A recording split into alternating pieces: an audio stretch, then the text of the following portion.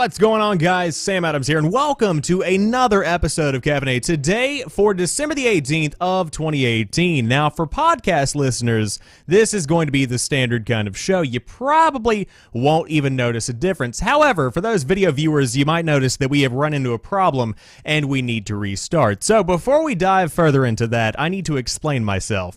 Over the course of the past year and a half, I have essentially been using a camera that has been jerry-rigged to work. The HDMI cable has been a little bit janky on my old Sony AX33, and so today that finally gave way. Now, it's not completely broken, but it's too broken for me to deal with, so I ended up buying a brand new Sony A6000 and then a lens that is coming later on in the week. Now, the camera is here, but it is charged at 1%, and I don't have the AC adapter that goes with it. So therefore, we are doing an audio version of the podcast, but hey, you gotta do what you gotta do, even if it means that the content must change a bit. So I threw together this nice graphic, and that's what we're dealing with today. I thought it was pretty funny.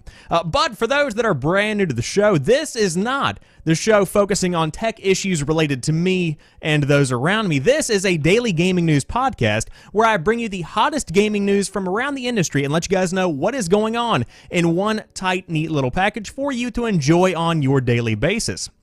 Now, the show is hosted here 5 days a week on twitch.tv/TheSamuelAdams. On top of that, it is also available over on youtube.com/SamuelAdamsMedia and anchor.fm/SamuelAdams. And today is the first day ever for the podcast where I don't have to wear a tie. I don't even have to wear clothes. I'm entirely naked. Just kidding. Anyways, the topics of the day include our headliner, which is that Microsoft has a brand new Xbox, and it's codenamed Anaconda. We'll talk more about that on top of another version of the Xbox that is going to be coming out sometime in 2020 with another codename, this time by the name of Lockhart. On top of that, we have more information about the Dreams beta that is coming out in just a couple of days. Super Smash Bros. Ultimate is the fastest selling Nintendo Switch game ever. Charter is said to pay a record $174 million settlement for defrauding internet subscribers. Fallout 76 Power Armor Edition owners have to wait 4 to 6 months before they get their canvas bags that they so desperately need. Norway is taking Nintendo to court over an eShop policy. Backpack Kid is suing Epic over a Fortnite dance along with a couple of other A-list celebrities. You might say B-list celebrities, depending on your threshold. And on top of that, SpiderMan PS4 is getting its own comic strip, and if I remember correctly, there is another piece of Nintendo news, which is that I believe the Nintendo Switch is the fastest selling console of this generation. Let's go ahead and check that real quick, because I believe we have a little bit of a confirmation right here, and so we are adding that right into the fray. Again,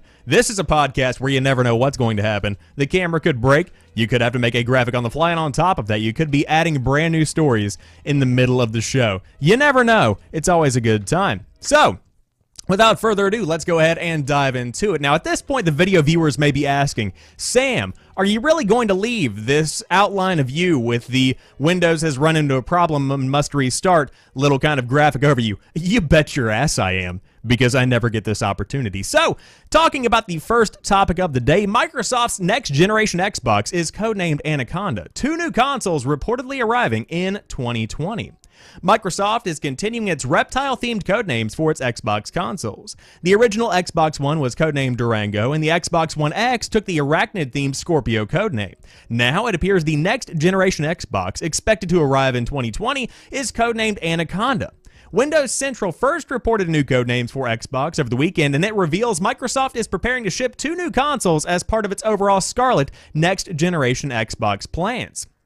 Codenamed Anaconda will be the equivalent of the current Xbox One X with improved hardware and processors / graphics from AMD. Anaconda may also include SSD storage to reduce game load times. Microsoft is also reportedly preparing a second console codenamed Lockhart, and it's going to act as a more affordable Xbox, think Xbox One S, and naturally, both of these consoles will fully support existing backwards compatible Xbox and Xbox 360 games, and of course, Xbox One titles. With these are 2 next-generation Xbox titles, or Xbox consoles, excuse me, Microsoft could also be preparing a diskless version of the Xbox One S for 2019. Thurrott first reported on this last month, but Windows Central now claims the software giant may announce this cheaper Xbox as early as next month, with plans to ship it in spring of 2019. More interestingly, Microsoft is also reportedly considering a disc-to-digital program that will convert physical disc libraries into digital ones. Microsoft did originally plan this same feature for the launch of the Xbox One, but the company canceled it after the controversial always online requirements and disc sharing concerns kind of butchered the launch of the Xbox One. Microsoft's next consoles will also include a big focus on the company's xCloud game streaming service. Microsoft is planning to open up public trials of the service next year, and it will make Xbox games available across PCs, phones, and consoles. And that is a very interesting future for Xbox, if I do say so myself. So what you have here is the beginning of the end of the Xbox One. And in a way, it's the beginning of the end of the PlayStation 4. Whoops! We're not that far into the console cycles. But the Xbox One X and the Xbox One S have really kind of made a resurgence because, as we said at the beginning of the show, when everything first began, there were a lot of issues with this generation of consoles, mainly in the PR region, because of the way that the consoles were announced and the negative PR that especially the Xbox One got.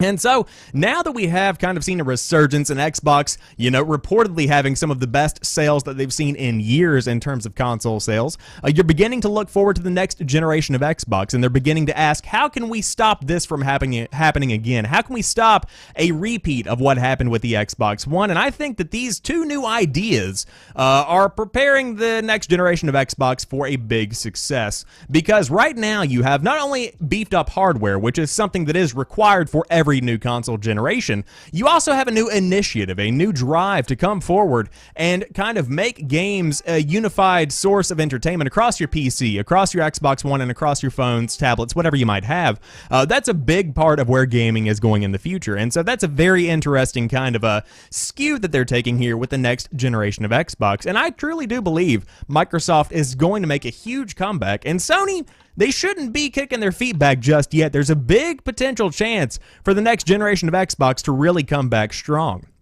On top of that, as we've been talking about throughout 2018, there's also this giant initiative, this giant push to get better first-party games on Xbox consoles, and that is something that is actively in the work in process kind of a section of the development cycle, but still something that a lot of preparation is going towards right now. So overall, looking forward to 2019 and, of course, 2020, and as far as this digital-only version of the Xbox One goes, that's a very interesting kind of skew to take, because towards the end of a console's life cycle, you begin to see companies kind of take a risk. You begin to see them release stuff that might not have been so successful towards the beginning of this specific console cycle, and so you begin to really kind of test the waters with what could potentially be the future of consoles in the next 5 to 10 years.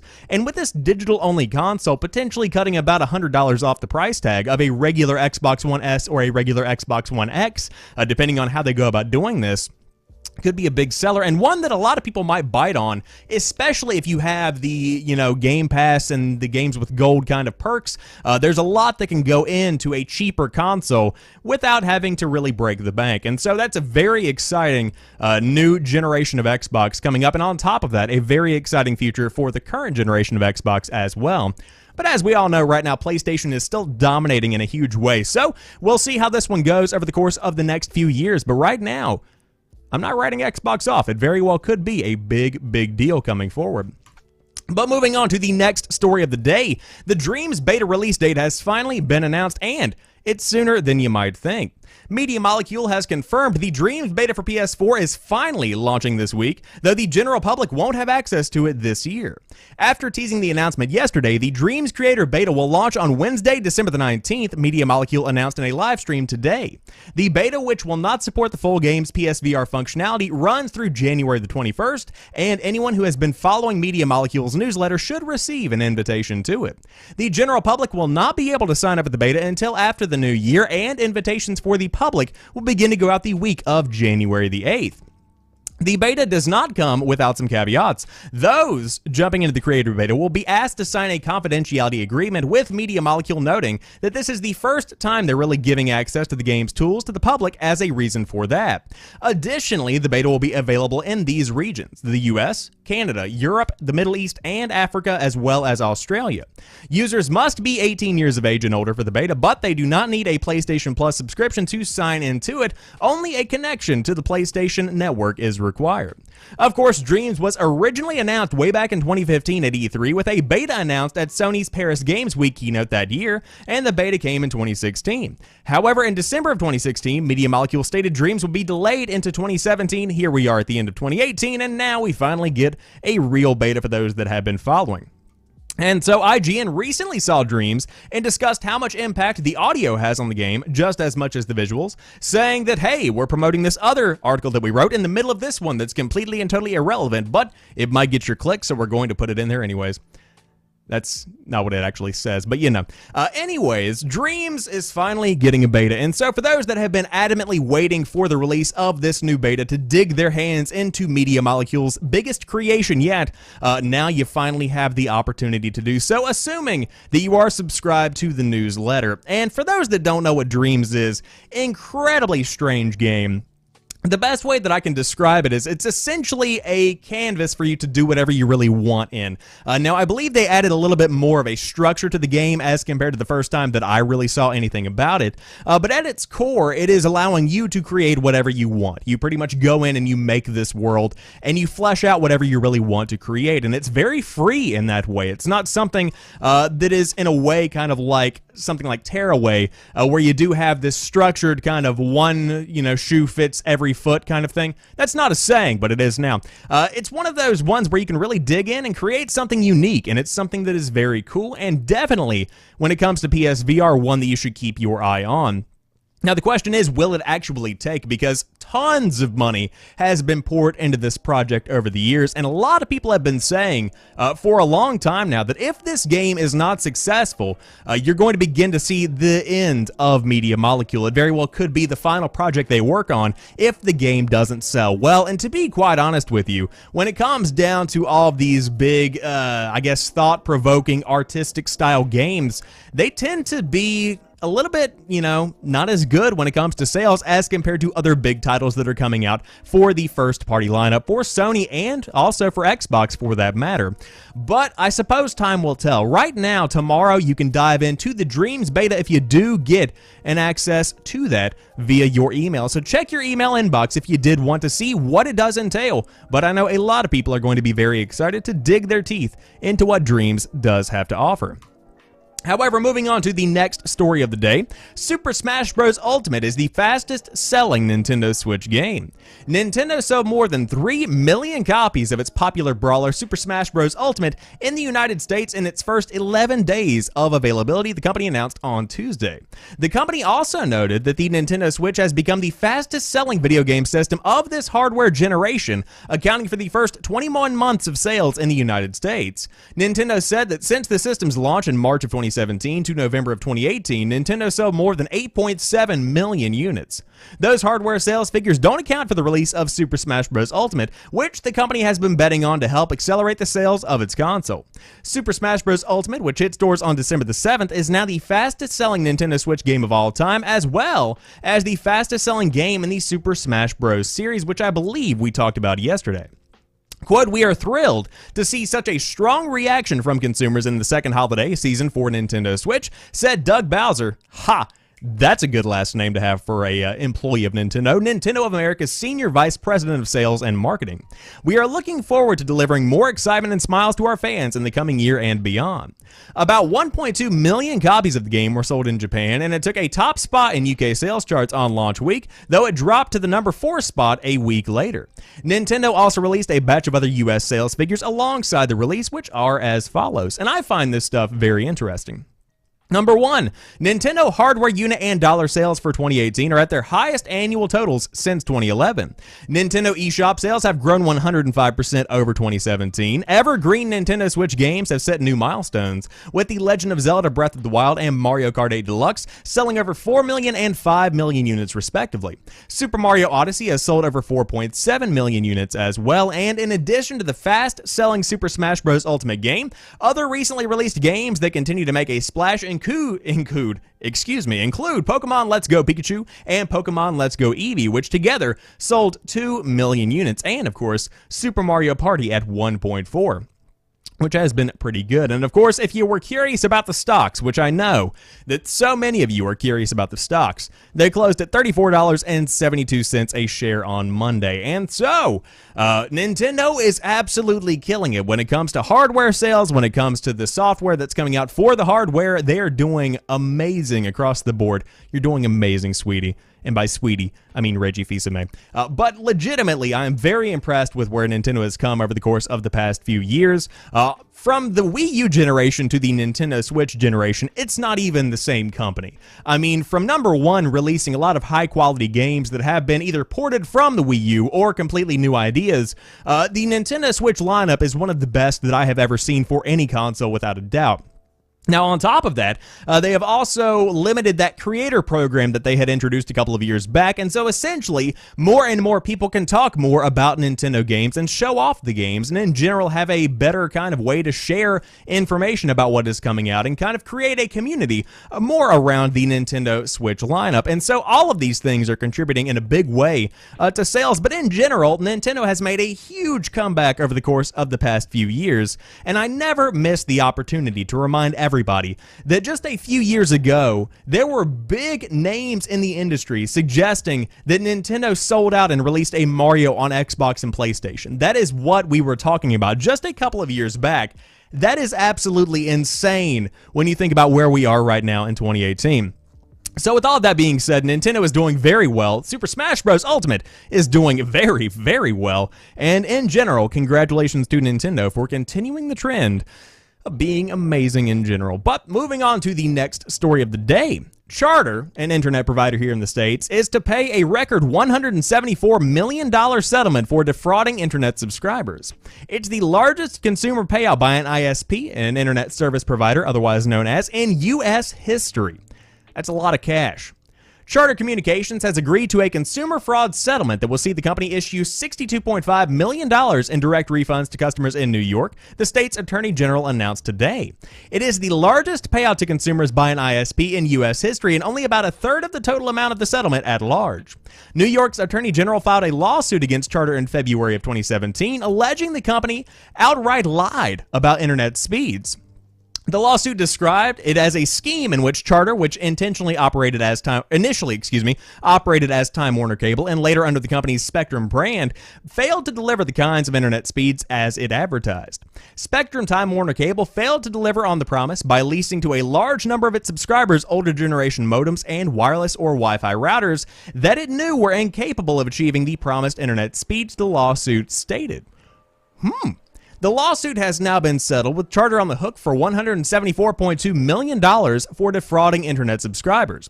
That includes direct refunds to over 700,000 subscribers, each of which will receive between $75 and $150 actually, plus over $100 million in premium channels and streaming services that will be offered at no charge to around 2.2 million active subscribers. It's a lot of nice content there. Quote, this settlement should serve as a wake-up call to any company serving New York customers. Fulfill your promises or pay the price, said Attorney General Barbara D. Underwood. Not only is this the largest ever consumer payout by an internet service provider, returning tens of millions of dollars to New Yorkers who were ripped off and providing additional streaming and premium channels at restitution, but it also sets a new standard for how internet providers should fairly market their services. As part of this settlement, Charter must also make a series of marketing and business reforms, one of which is to specifically describe advertised internet speeds as wired and substantiate the claims through regular testing.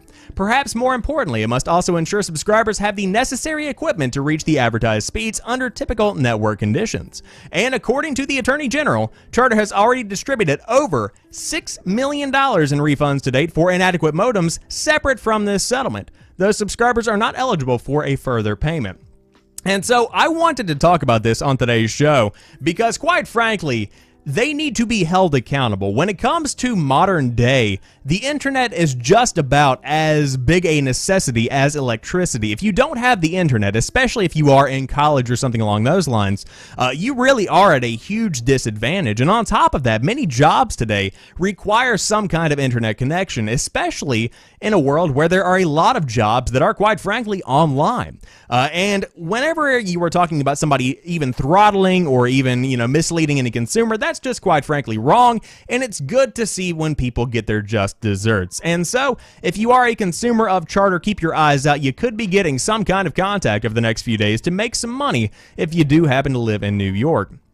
Now, I will say I don't think this is an isolated incident. I think there are a lot of people that are going to be experiencing this kind of thing over the next few years, because right now, the general knowledge base of those that are in power is beginning to get to the point where they know when something is awry, where they know when something is wrong. And so as that kind of age gap and as that kind of knowledge gap begins to decrease over the next years, you're going to be able to see a significant change in the amount of fraudulent claims that are pointed out instead of just brushed under the rug because people, quite frankly, don't understand them, which is what we've seen with the Google, debacle that's been going on in Congress. But I won't even get into that kind of misunderstanding and misinformation. That's a topic for another channel even.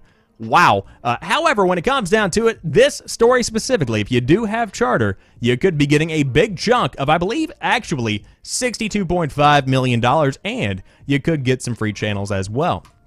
But speaking of getting free things, the Fallout 76 Power Armor Edition owners have a 4 to 6 month wait ahead of them for those canvas bags. Fallout 76 players who ordered the Power Armor Edition of the game are going to have to wait a hell of a long time for their replacement bags. Fallout 76 Power Armor Edition customers have finally got an update on the lead time for the replacement canvas bags they pre-ordered back in June. We'd like to say we're shocked to discover it's going to be anywhere from 4 to 6 months, but with the way things have been going with Fallout 76, it's just another disappointing drop in the ocean of unfortunate events. Once players have had their request for a replacement bag validated, which is proving difficult enough, they're receiving email confirmation that lets them know they've been approved for a new canvas bag once it has been manufactured, and to allow 4 to 6 months for manufacturing and delivery. In the interim, eligible customers are being offered 500 atoms, again, which is $5 in fake money. Pre-orders were open for the Power Armor Edition of the game, which advertised the snazzy canvas bag you can see in the picture above 6 months ago and 5 months before the game's launch. It was shipped to customers with a nylon abomination instead, with no heads up about the swap. Initial complaints were met with a response saying that the advertised bag was a prototype and that it would have been too expensive to actually make. And of course, following the social media shitstorm, Bethesda apologized and offered affected players 500 atoms to compensate for the screw-up, which went down about as well as you'd imagine, given that 500 atoms translate to around $5, as I just mentioned. The studio finally relented when the glare of the limelight became a bit too much, saying it was finalizing manufacturing plans for replacement canvas bags for the Fallout 76 Power Armor Edition, and that was at the beginning of December. And so, now we know when it very well could come down the pipe. But I will back up and say, in my opinion, this is something that should have been dealt with whenever you did make this ad. If you knew it was going to be a nylon bag, you should have put a nylon bag in. Now, for me, this isn't that big of a deal. Number one, because I didn't purchase the game. So, just kidding, I'm not that mean. But I legitimately didn't purchase the game, so this is not something that I am deeply connected to. But I will say that when it comes to the Power Armor Edition of the game, this is the biggest edition of the game you can buy. This is the one that is above all else. You should be getting the cream of the crop when it comes to what you can actually get within this bundle, and that includes a canvas bag if the canvas bag is advertised. Now, that being said, the helmet is still nice. The figurines, all that good stuff, all of that is fantastic. However, the nylon bag could have been a little bit better, and I understand where people are coming from, but again, it's just a bag, and that's how a lot of the people that are in my little group are beginning to react to this that did end up getting the Power Armor Edition. But to each their own. If you did want to get your canvas bag, then you can put in your complaint to Bethesda and get yours in 4 to 6 months, when who knows what the player base of that game is going to look like. Could get a little bit rough there for a little while. But Norway is taking Nintendo to court over an eShop policy. Lack of refunds are cited as being illegal. interesting stuff here. The German Consumer Protection Authority will be taking legal action against Nintendo for its harsh eShop no refund policy. Currently, users that buy items from the Nintendo eShop will not be able to request a refund for any reason. Even pre-orders for unreleased games are not allowed to be canceled, which Nintendo is claiming is because of the preload process. This is coming off a campaign from the Norwegian Consumer Council earlier this year. They are involved because Nintendo of Germany resides in Norway, thus putting it within the legal confines of the country. And after many months of deliberation, the council has decided to go ahead with legal proceedings and is expected to enter court within the next month. In defense, Nintendo, has cited a specific article of the European Consumer Law Directive that it claims protects their policy. According to Article 16, Nintendo claims they don't need to offer refunds if, quote, the performance has begun with the consumer's prior express consent and with the acknowledgement that he will lose his right of withdrawal once the contract has been fully performed by the trader. And so you could go on here, but essentially they don't offer refunds for eShop stuff in the country of Norway. And so overall, you're beginning to see this kind of little battle going on here. Something that's interesting and something that I do feel should be pointed out, because when it comes to refunds, that is something that should be given, especially as more and more people are beginning to buy things online. Because you have such a big digital push, as we talked about earlier in today's show, with a whole new Xbox coming out in early 2019, reportedly, that is going to be almost entirely digital in a way. And so whenever you have that kind of movement coming, there should be the same amount of consumer respect, of customer service in a way, for the digital storefronts as you would get in a Walmart, in a Target, in a Best Buy, wherever you might buy your games in a brick and mortar kind of fashion. There should be that same kind of customer service. And so we'll see if this does pan out. But again, I do believe there should be refunds for just about anything you can buy. Now, before we move on to the next story, caution, welcome on in, my friend. Glad to see you. Now, Backpack Kid is suing Epic over a Fortnite dance. That's right, 3 days in a row we've talked about big lawsuits coming Fortnite/Epic's way, and so now we have yet another one. However, I don't believe this one's going to go too far, but we'll talk about that. So, the Fresh Prince of Bel-Air's Alfonso Ribeiro, who starred as the show's Carlton, is suing Epic Games. On top of that, we also saw another big celebrity suing Epic Games. However, in what's becoming a trend, the latest lawsuit to be filed over a Fortnite dance comes from the so-called Backpack Kid, who is known for the floss dance. Like the other suits, this might prove to be a difficult argument in court, and matters are made more complex given his apparent involvement in a previous Fortnite promotional event. According to TMZ, the 16-year-old himself doesn't seem especially bothered by the dance's usage, suggesting his mother and manager are responsible for the lawsuit.